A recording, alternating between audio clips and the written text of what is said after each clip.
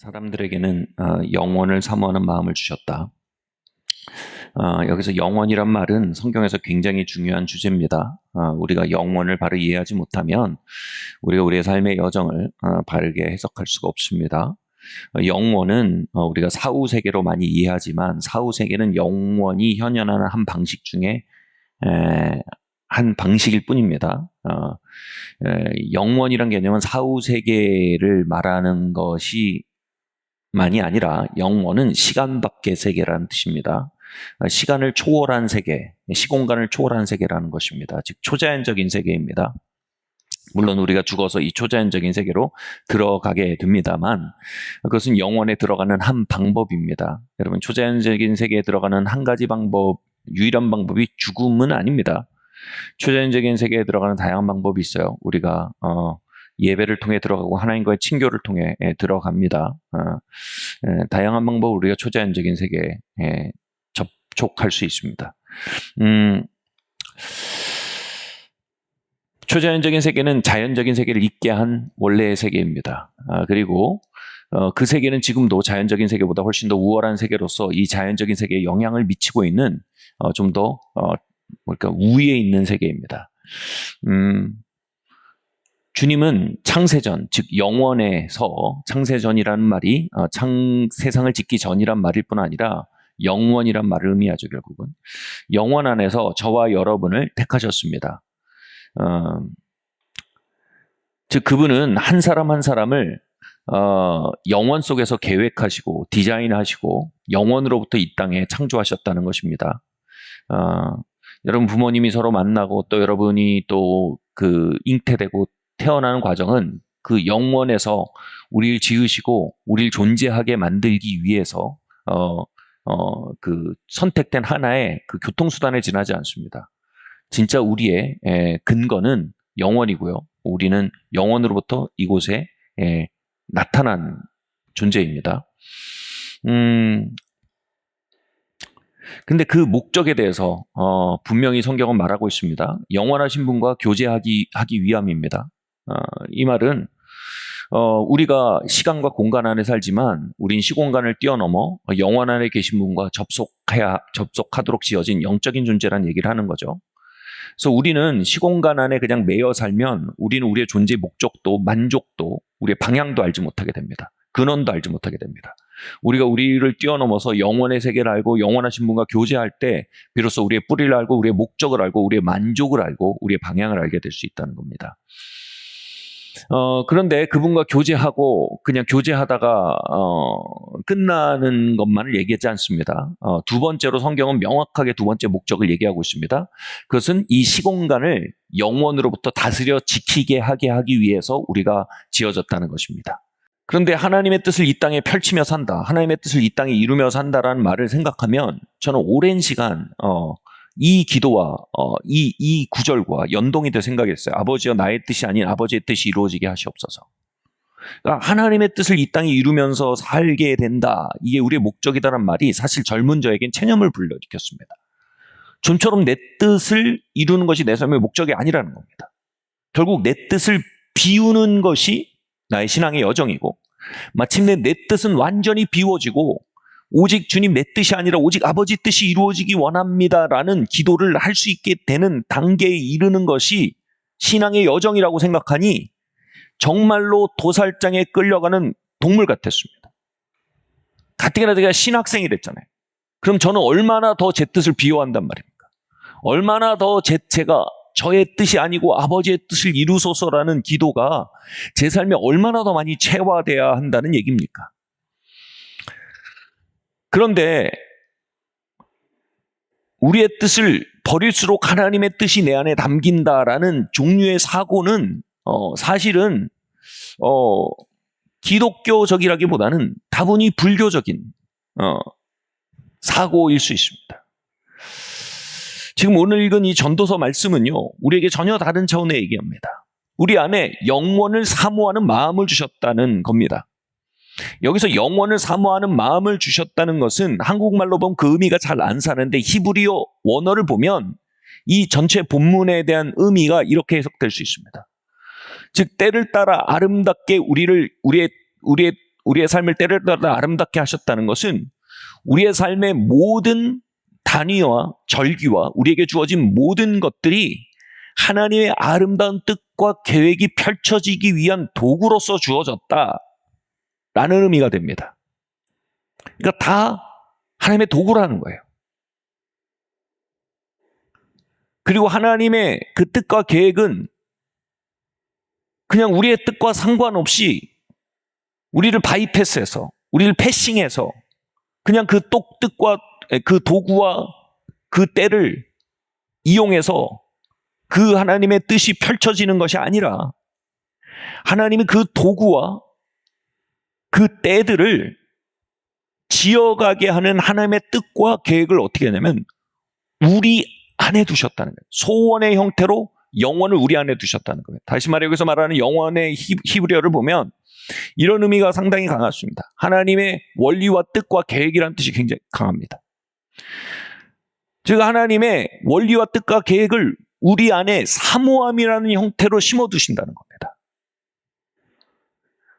그래서 우리 안에 하나님이 넣어두신 사모함이 마침내 우리의 주변에 있는 뜻과 여러 가지 방편과 여러 가지 허락된 조건들을 사용하고 활용하고 조합하며 그분의 아름다운 계획을 펼쳐내게 된다라는 의미가 되는 겁니다. 이렇게 표현해 볼게요. 저와 아내는 굉장히 다른 사람입니다. 결혼할 때도 이렇게 다른 사람일 줄 몰랐어요. 그래서 여러분 모든 이혼 사유 70%가 뭐예요? 표면적으로 성격 차이죠. 저희 성격 차이 장난 아닙니다. 장난 아닙니다. 이게 도대체 같이 갈 수 있을까라는 답답함이 있을 정도로 저희의 성격 차이는 대단합니다. 그런데 오늘 말씀에 의하면 뭐예요? 이 성격 차이도 하나님의 아름다움과 온전하신 뜻을 완성하기 위한 도구라는 겁니다. 아멘? 그러면 여기서 하나님 뜻이 이루어지겠지 뭐. 하나님 일 하세요. 주님 내 뜻이 아니라 아버지 뜻이 이루어지기 원합니다. 이걸 말하는 게 아니에요. 하나님은 이 성격 차이란 도구를 사용해서 하나님의 아름다우심을 나타내기 위해 하나님이 가지신 계획을 제 마음에 소망의 형태로 넣으신다는 거예요. 제가 어느 날 하나님과 교제하고 하나님께 나아가는데 이런 마음이 들었습니다. 나는 너희 부부를 선택했다. 너희 부부가 갈등과 여정을 통해 서로 만나가고 화해해가고 사랑하게 되고 친밀하게 되는 과정을 통해 많은 사람들이 자신의 길을 비추어 보고 소망을 얻고 용기를 얻고 지혜를 얻을 수 있는 롤모델로 나는 너의 결혼을 계획했다. 그 순간 소망이 막 드는 거예요. 하나님, 우리 결혼이 하나님의 시청각 자료로 택해졌군요. 하나님, 우리 결혼에 기름 부어주세요. 그러니까 그냥 꽁냥꽁냥 알콩달콩 잘 살고 싶어서 제가 결혼했어요. 근데 하나님 더 큰 뜻이 있었어요. 하나님 저를 결혼을 통해서 많은 이들의 결혼을 치유하고 많은 이들의 결혼에 소망을 주고 많은 이들의 결혼에 예언적 음성이 들리게 하기 위한 하나님의 통로를 택한 거예요. 그 하나님의 소원과 뜻에 기초한다면 저의 성격 차이는 기가 막힌 도구인 거예요. 뭐 왕자와 공주는 그 뒤로 결혼한 뒤에 그 뒤로 뭐 행복하게 잘 살았더래요. 하면 뭐 얘기할 거리가 있습니까? 지고 볶고 산 넘고 바다 건너고 모터보트 타고 물 건너고 이렇게 해서 서로 만나가는 과정, 그 속에 하나님과 동행하는 과정, 그 이야기, 그 속에서 하나님이 가져오는 돌파와 회복의 이야기들이 그것이 비로소 사람들의 결혼 안에 말할 수 있는, 역사할 수 있는 하나님의 간증과 하나님의 능력과 영감의 그릇이 될 수 있는 거죠. 그래서 저희의 차이를 하나님께 올려드릴 수 있게 됐어요. 하나님, 저희의 이 큰 차이를 주님께 올려드립니다. 그리고 여기서 일어나는 많은 갈등과 많은 그 결렬들이 오히려 하나님의 치유와 회복을 담는 그릇인 줄 믿습니다.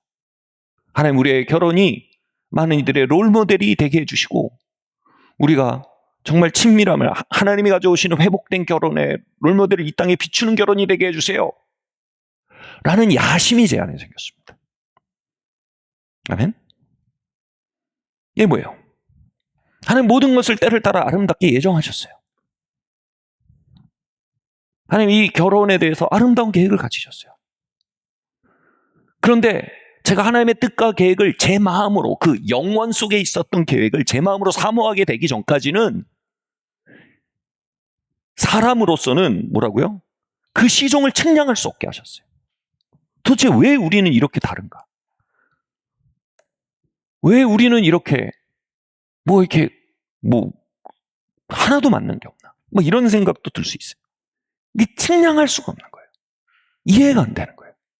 그런데 어느 날 하나님이 제 마음속에 있는 소망을 이렇게 끌어올려 주시니까 하나님의 마음이 보이는 거예요. 영원 속에 있던 그분의 계획이 제 마음속에 있는 소망이랑 공명하기 시작한 거예요. 아직도 저는 그 기도가 제 안에 큰 소망입니다. 하나님 우리 부부를 사용해 주십시오. 소망이 꺾이는 부부들에게 소망의 불을 붙이는 관계가 되게 해주십시오. 이제는 이 결혼이 제가 그런 생각이 들어요. 이게 하늘나라 공공재구나. 이게 내 마음대로 하는 내 사적인 프라이빗한 영역이 아닌 거예요. 하늘나라 공공재인 거예요. 이게 삼자 관계구나. 아내와 나와의 관계일 뿐 아니라 성령님의 꿈이 담겨있는 결혼이구나. 여러분 이처럼요. 우리의 삶의 크고 작은 요소들은 모두 그분의 계획과 목적을 담아내기 위한 그릇으로 주어졌다라는 게 오늘 본문의 말씀입니다. 가슴이 그냥은 자연적으로 답답하게 보일 수 있다는 겁니다. 이게 뭐예요? 시종을 알 수 없게 하셨대요. 자연적으로. 그냥 생각하면 그냥 잔인한 우연 같기도 하고, 그냥 생각하면 그냥 확률의 결과로 펼쳐지는 인생 같고, 그냥 생각하면 도대체 이 뒤에 뭔가 선한 뜻이 있을 거라고 보여지지 않는 삶의 정황까지도, 그때까지도 뭐라고요? 하나님 모든 것을 아름답게, 때를 따라 아름답게 하셨대요. 그리고 그 모든 것을 아름답게 만들어가기 위한 과정으로서 뭐예요? 우리 안에 영원 속에 가지셨던 그분의 계획과 뜻에 대한 것이 공명하도록 하신대요. 먼저 그 공명하는 형태가 뭐라고요? 사모함이랍니다. 사모함이 일어나게 한다는 겁니다. 꿈을 갖게 한다는 겁니다. 무언가를 향한 갈망을 갖게 된다는 겁니다. 그리고 그렇게 꿈을 가진 사람, 갈망을 가진 사람, 그들과 함께 그 삶의 챕터들을, 우리에게 주어졌던 다양한 널브러져 있는 듯해 보이는 돌조각처럼 보이는 우리의 삶을 함께 지어 올려 아름답게 해가시는 게 하나님의 방식이라는 겁니다. 아멘. 성격 차이에도 하나님의 뜻이 있듯, 부족 안에도 하나님의 아름다운 계획이 있을 것입니다. 부족 안에도 하나님의 계획이 있듯, 당장의 장애물과 난관 속에서 하나님의 뜻과 계획이 있다는 것입니다. 그런데 이것이 하나님의 뜻과 계획이 있다는 말을 굉장히 많이 오해하는 게 뭐냐면, 이런 말을 쓰면 우리도 모르게 수동성과 체념을 갖게 된다는 겁니다. 하나님의 뜻을 하시겠지. 하나님이 하나님의 뜻을 이루신데 어떻게 되겠지. 우린 모르겠지만 그분이 아시지. 신앙 같지만 수능적 체념이 그 속에 있다는 겁니다. 오늘 본문 말씀이 말하는 건 뭐예요? 거기서 하나님은 하나님의 뜻을 감춰놓는 분이 아니라는 겁니다. 너는 모르는데 나는 아니까 잠만 말고 따라와라. 나는 주인이고 너는 종인데 네가 다 알면 네가 주인이지 종이겠냐? 입 다물고 따라와라. 이런 개념의 삶으로의 초대가 아니라는 겁니다. 하나님이 하나님의 계획을 우리에게 나눠주신대요. 아멘. 근데 그것을 나눠주시는 방법이 선명한 이해력으로 나눠주시는 게 아니라, 그것을 나눠주시는 방법이 무슨 이만한 설계도를 그려서 우리에게 나눠주시는 게 아니라 뭐라고요? 그 영혼과 공명하는 소원이 우리 안에 일어나게 하신다는 겁니다. 아멘. 여러분, 소원이 일어나는 게 뭐예요? 능동적이 됩니다. 내가 그것을 소원하면요, 그것에 대해 능동적이 됩니다. 그것을 이루기에 움직여가게 됩니다. 그것을 위해 이루기에 두드리고 구하고 찾기 시작합니다. 하나님의 소원이 우리 안에 공명하며 내가 그 속에서 하나님의 방법을, 하나님의 방향을, 이건 순종이 아니에요. 조화예요. 하나님의 소망이 나의 소망이 돼서 그분의 심장과 나의 심장이 조화되는 거예요. 공명하는 거예요.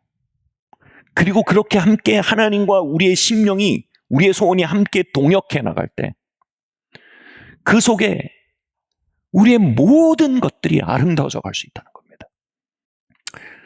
우리 자연적인 지성으로는 그 뜻을 알 수가 없습니다. 그런데 우리 안에 알 수 없는 소원과 열망과 배고픔을 통해서 우리는 우리도 모르는 사이에 그 삶의 챕터를 항해하게 되는, 그리고 그 나침판을 사용해서 항해하게 될 때 마침내 그 삶의 챕터를 하나님의 아름다움과 선하심과 아름다우심을 드러내는 완성된 이야기로 써갈 수 있는 하나님의 동역자가 되게 된다는 것입니다. 여러분, 소설을 보면 다 그렇죠. 시작, 발단, 전개, 위기, 그리고 절정, 결말. 보통 이 발단, 전개, 여기는 어떻게 돼요? 사람의 성격과 어떤 상황의 어떤 구조적인 것들이 아직은 갈등이 잘 안 보여요. 문제가 안 보여요. 근데 그게 전개되면 어떻게 돼요?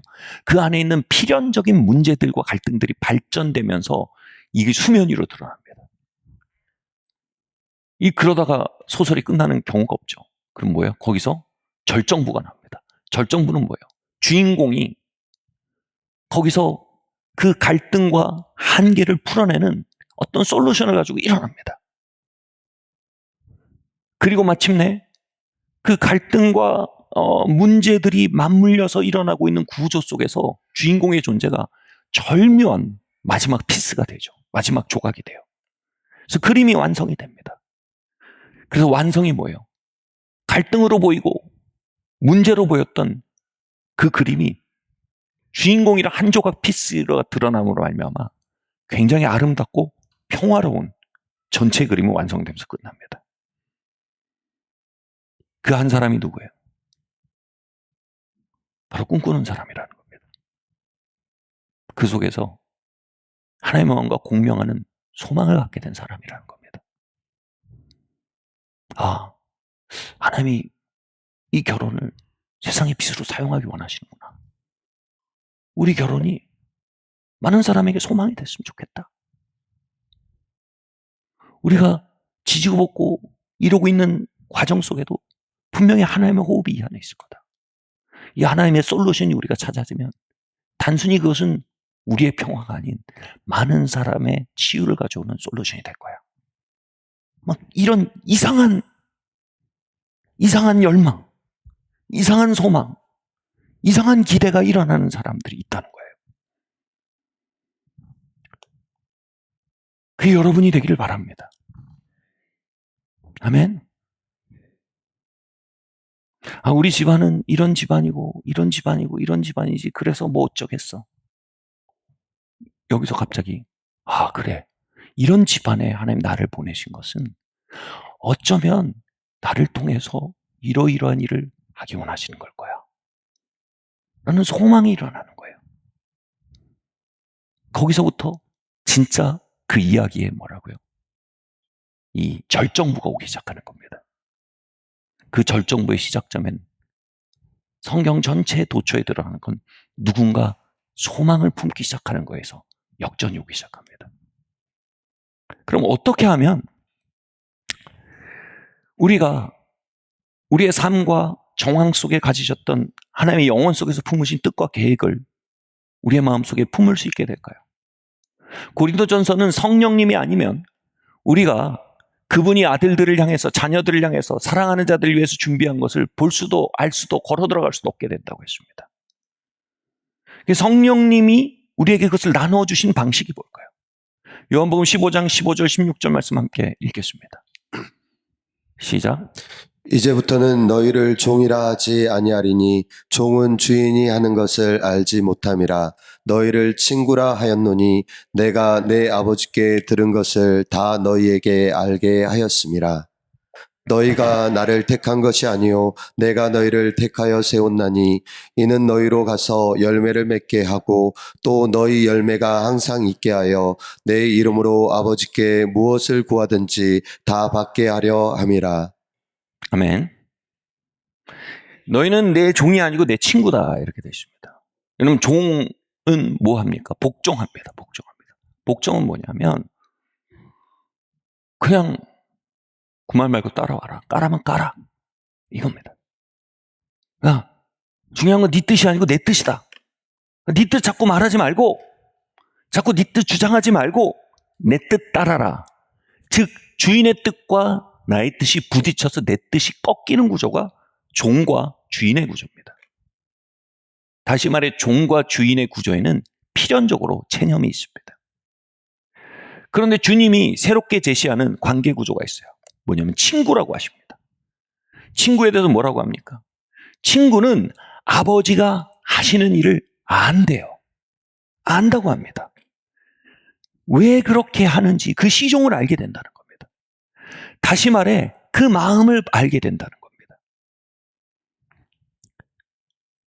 다시 말해 그것을 사모하고 나도 같이 원하게 된다는 겁니다. 그리고 그것을 구하게 되고요. 그것을 두드리게 되고 함께 달리게 되고 함께 동역하게 된다는 겁니다. 그것에서 꿈꾸고 사모하게 된다는 것입니다. 그것을 원하고 바라고 구하게 된다는 것입니다. 누가 하나님의 마음을 알고 받고 영혼 속에서 우리의 삶의 챕터를 향한 그분의 계획을 알게 되고 영혼으로부터 우리의 삶에 주어진 다양한 갈등 구조 속에 있는 하나님의 꿈과 뜻이 무엇인지 알게 되고 누가 우리의 삶의 불확실성과 불가능성 앞에 불가능성에 드리워진 삶의 이야기 안에 있는 하나님의 계획과 뜻을 알게 된다고 합니까? 누가 그렇습니까? 친구가 그렇답니다. 다시 말해 뭐예요? 하나님이랑 사귀는 사람들이 그걸 안다는 거예요. 아멘? 하나님이랑 사귀게 되면 부지불식간에 하나님이 주시는 어떤 욕구들이, 욕망들이 우리 안에 생긴다는 겁니다. 제가 굳이 욕구와 욕망이란 단어를 쓰는 이유가 있습니다. 우리가 소망이라고 얘기하면 너무 그걸 영적으로 너무 거룩하고 너무 종교적으로만 생각합니다. 그런데 제가 욕구와 욕망이라고 표현한 건 사실은요, 여러분, 시작 단계에서는 욕구와 욕망과 소망이 구별되지 않아요.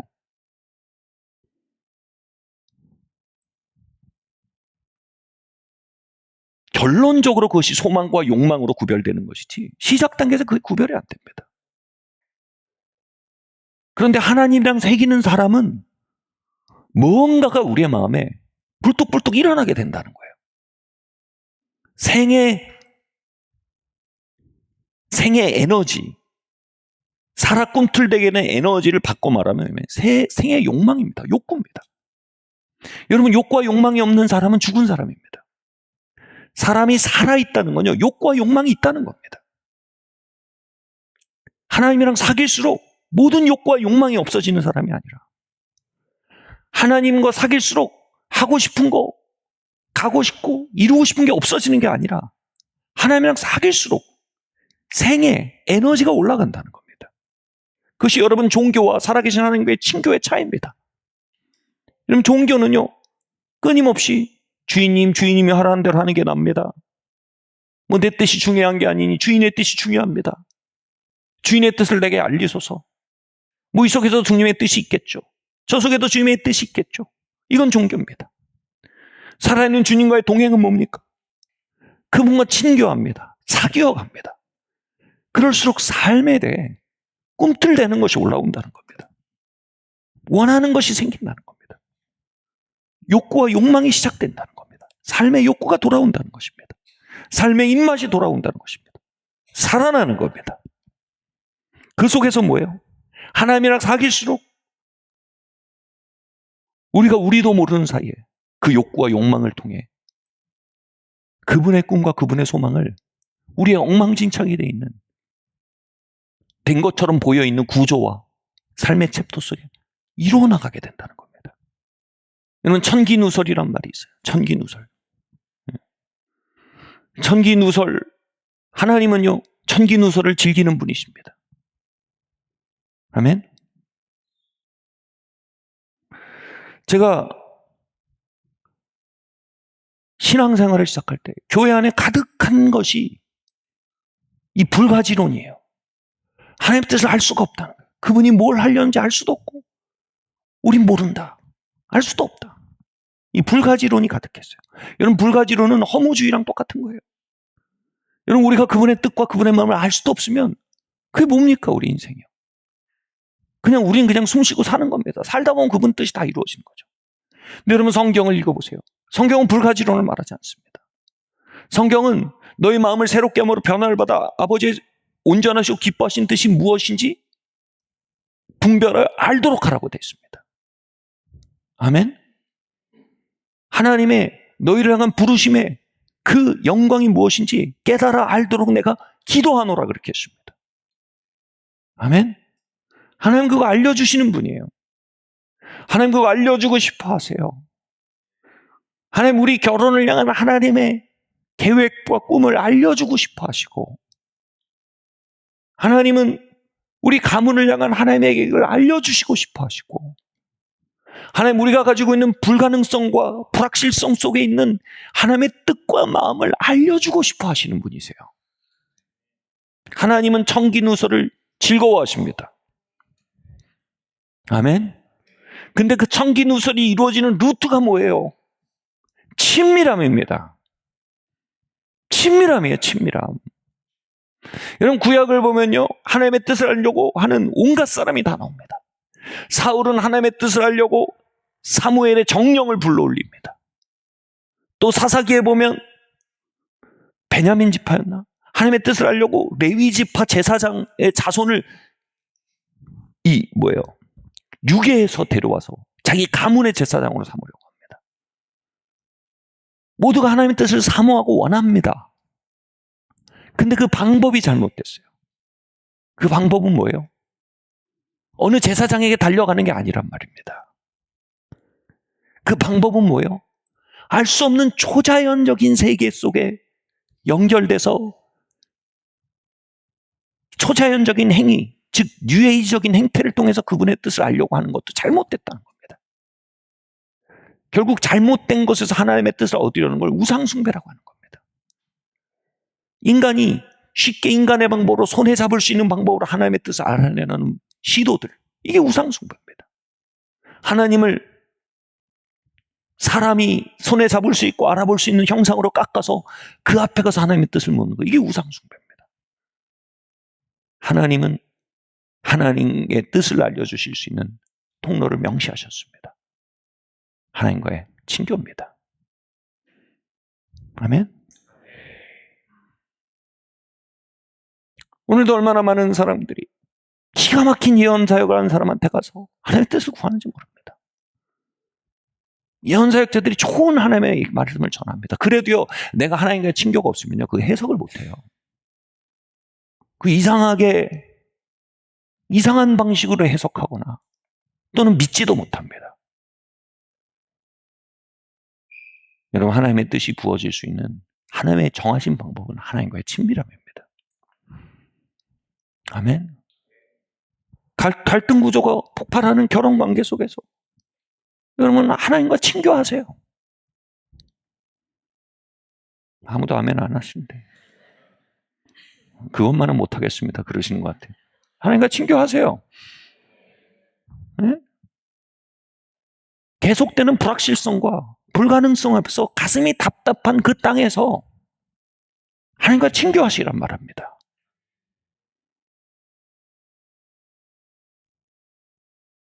마치 탈출할 수 없는 감옥처럼 계속되는 가문의 어떤 특정 패턴들 안에서 나도 그것을 똑같이 반복하면서 하는 듯한 답답함과 낙심의 삶의 자리에서 뭐 어떻게 하라고요? 하나님과 친교하시란 말입니다.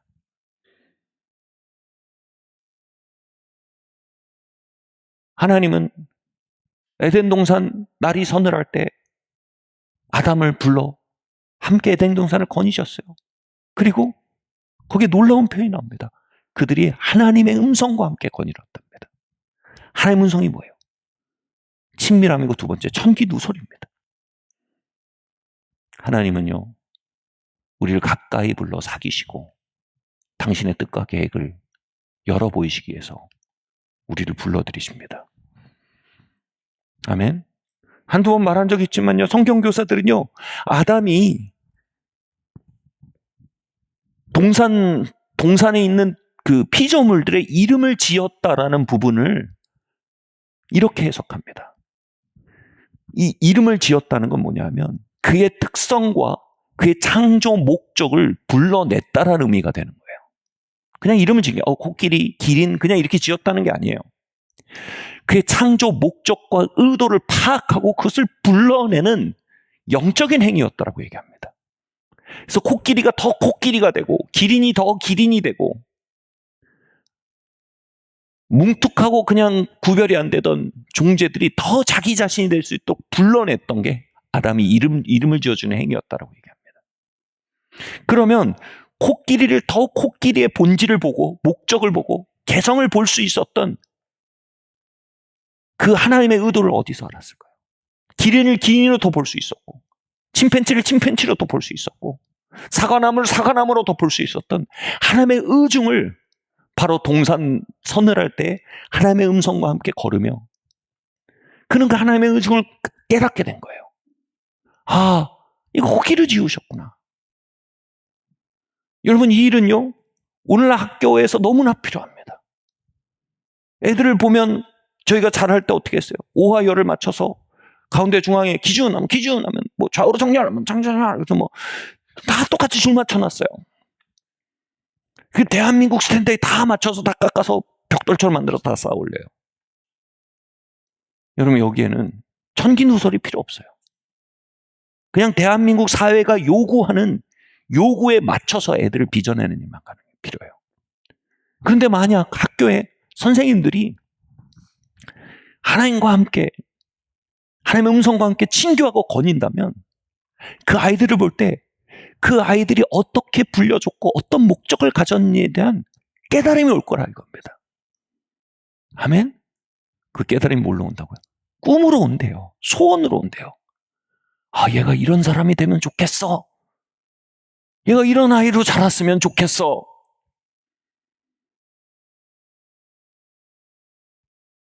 물론 이것이 학교가 아니라 가정에서 이루어져야 될 일이죠.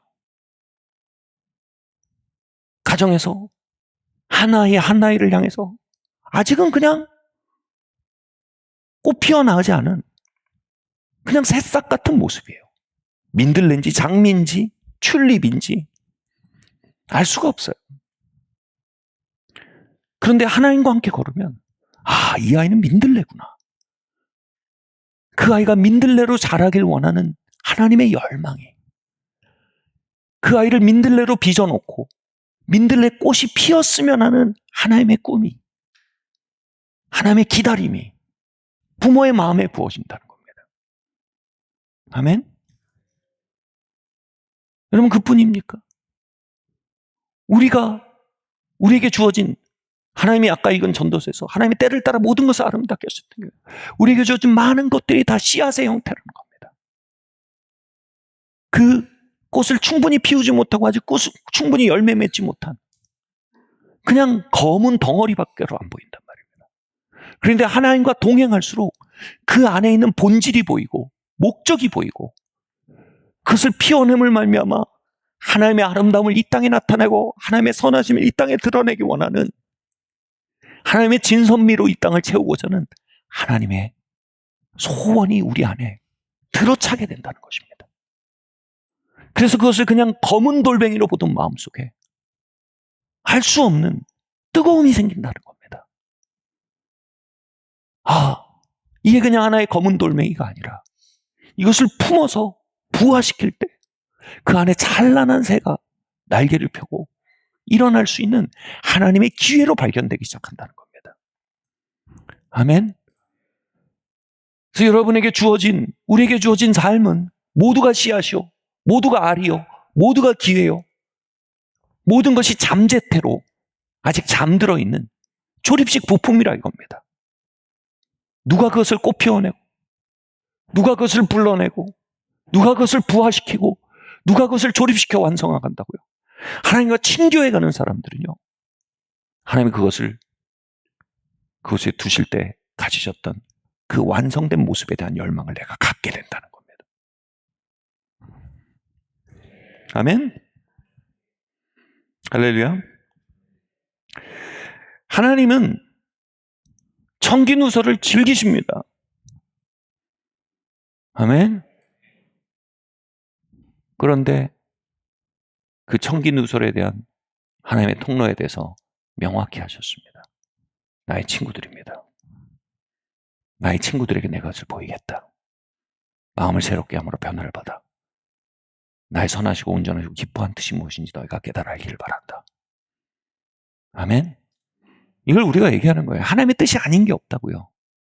다시 말해 소망을 담지 못할 만한 것이 아무것도 없다는 거예요. 이 모양으로 만든 게 하나님의 뜻이란 뜻이 아니에요. 그 모양 속에도 하나님의 선하시고 온전하시고 기뻐하시는 기대가 있다는 겁니다. 모두가 미완의 상태이며 모두가 피어나지 않은 곳이며 모두가 부화되지 않은 알이며 모두가 완성되지 않은 조립식이라는 거예요. 그리고 그 모든 것은 오직 하나님과 함께 꿈꿀 줄 아는 자들만이, 할렐루야, 하나님과 함께 꿈꿀 줄 아는 자들만이 그것을 불러낼 수 있다는 겁니다. 즉 아담이 동산나무 서늘할 때 하나님과 친교하며 그 에덴 동산을 다스렸대요. 저는 이 해석에 더 동의합니다. 그 다스린 행위가 미완의 것들에 이름을 붙이고 꿈을 꾸고 그것을 꿈꾸고 소망하고 불러내고 길어내고 빚어나가는 행위였음을 우리가 성경을 통해 알았기에 하나님은 그 친교의 자리를 통해 하나님이 이곳저곳에 던져놓으신 피조개의 미완의 모습에 대한 원래 의도를 아담에게 친교의 자리를 통해 말씀하셨을 거라고 저는 믿습니다. 아멘. 하나님 하고 싶은 말이 많아요. 하나님 보이고 싶으신 게 많아요. 하나님이 왜 우리를 한국에 태어나게 하셨을까요? 자꾸 헬조선 거리라고 태어나게 하셨을까요? 이놈은 썩어 문드러진 땅, 이민 가버려야겠다. 그러라고 우리를 여기에 두셨을까요? 물론 썩어 문드러지도 헬도 아니죠. 역사상 이렇게 소망찬 시대가 어디 있습니까? 조선반도에. 지금 우리가 국력이 10위권 안에 든다는 얘기가 나오는데 5,000년 동안 이런 일이 한 번도 없었어요. 이런 현실이 싫으면 어떡하라는 거예요. 그죠? 일제시대로 돌아갈까요? 조선시대로 돌아갈까요? 고려시대로 돌아갈까요? 우리가 여기서도 꿈꾸지 못하면 우리가 어디서 꿈꾸겠습니까? 우리가 여기서 하나님의 계획을 품고 우리가 품어야 할 걸 품고 부화시키며 우리가 조립해야 할 것을 조립하고 우리가 심어야 할 것을 심으며 꽃 피어나가지 않는다면 우리가 얼마나 나은 여건, 얼마나 좋은 완성품, 남들이 다 품어서 부화해서 날아다니는 하늘의 새를 보면서 왜 하나님 나에게 새를 주지 않고 알을 줬는가? 왜 하나님 나에게 완성품을 주지 않고 조립식을 줬는가? 왜 하나님 나에게 꽃을 주지 않고 씨를 줬는가? 하며 불신하고 낙심하고 회의한다면 여러분 이것보다 큰 낭비가 어디 있겠습니까? 사랑하는 성도 여러분, 하나님이 여러분에게 조립식을 주셨습니다. 하나님이 여러분에게 C를 주셨습니다. 하나님이 여러분에게 R을 주셨습니다. 자연적으로 보면 그건 우연의 결과고, 자연적으로 보면 그것은 불가능의 이유이고, 자연적으로 보면 그것은 낙심의 이유입니다.